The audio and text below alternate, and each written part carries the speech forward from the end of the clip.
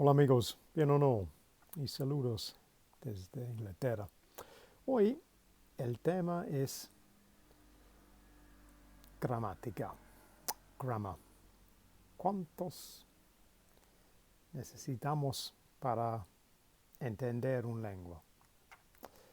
Hay un nivel mínimo, necesito entender total, mejor para comenzar con la gramática. Ese es el tema de hoy. So, hello again from England. Today, while I was sorting through some other books of mine here, I came across a book that I haven't really used in about 30 years, which is when I was last studying German. And notice it's a very small book, and it is what's called a skeleton grammar, a skeleton German grammar.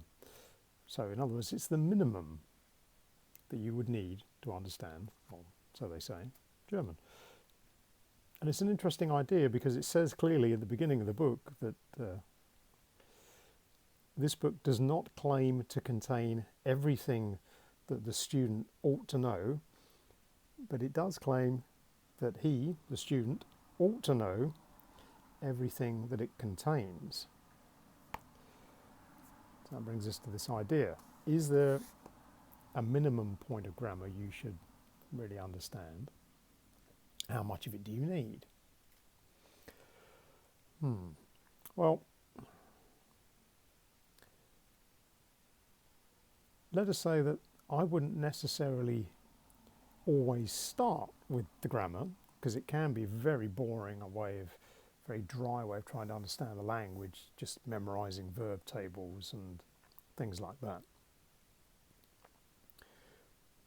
But as well as that, you have to understand a bit of the mechanics as to why the language works the way it does.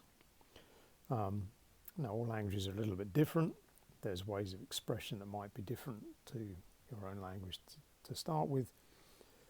The way the words perhaps change the endings, some of the spelling is different, the order of the words, these kind of things. My personal experience of this and the preference I have when I teach this with my students, I try and deal with the grammar points as they come up. So if there's something that's an expression that's confusing, we might have to explain why it's the way it is. But generally, I think providing you're able to express like who you're talking to, you can deal with that, like persons. You can express and understand the expressions that relate to time. So we know if we're talking about something that's happening now, happened in the past, will happen in the future. If you can deal with those expressions, and you're also happy that you can turn a statement into a question, then beyond that point of understanding the grammar, I think the rest of it really is practice. Practice by doing, practice by conversation, practice by reading. Because then when you're reading, you hopefully then can identify, okay, look, this piece I'm reading is talking about something that happened in the past, or now it's talking about something that's will possibly happen in the future, this kind of thing. And again, when you're listening in conversations, you know what we're talking about and who the conversation is about. But I wouldn't necessarily start with trying to memorize huge lists and rules of grammar, because unless you see it in the context of a complete conversation that you're needing to have, it can be very confusing, and it's like a jigsaw puzzle, and often I find you need more pieces to put it together to really see how it works. So by all means use a very minimal grammar to understand some of the basics. So we know, like when we're talking in the past, we need to use this type of expression, and look at lots of expressions of that sort to see if you can see the pattern.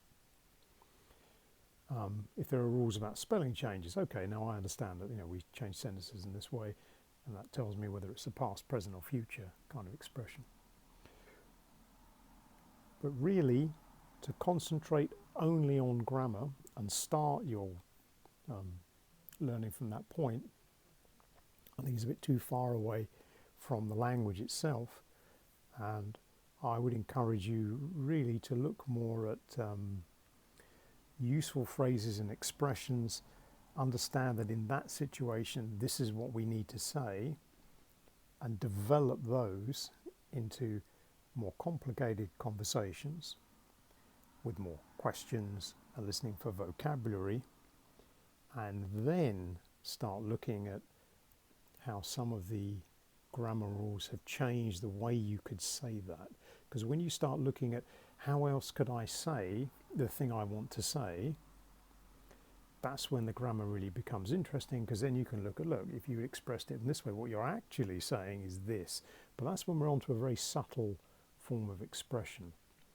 And then we're heading more into what you would need if you're going to use the language, particularly in written form.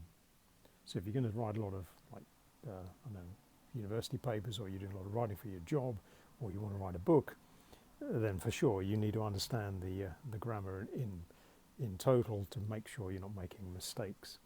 But in conversation, I don't think you need to worry too much about the grammar, but you do need to understand the difference, so you understand we're now talking about the past, the present, the future, and you understand, you can hear the difference between when we're making a statement or we're saying a question, asking a question.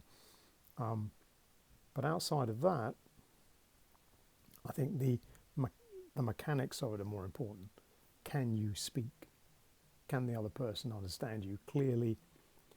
Because as long as we're sure that we're talking about the same thing, and we understand, or we've expressed about it, we're talking about something that happened in the past or will happen in the future, then we should understand the conversation together. And then the next most useful thing for us are questions we can ask of the other person to check our understanding, maybe expand our understanding of the events. And then with that we start learning the vocabulary, and we start seeing the patterns in the way people express themselves to explain these kind of things.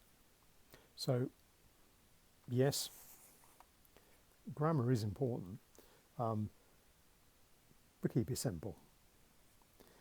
So déjame saber en los comentarios, what's your experience of it?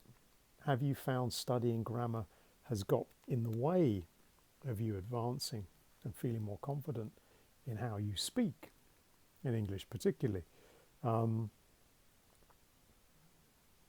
Let me know your thoughts on that. Personally, as I say, I think keep it simple, focus more on how you sound, and I think you make faster progress and you'll feel more confident. So that's it for today. So for now, we'll say cheerio.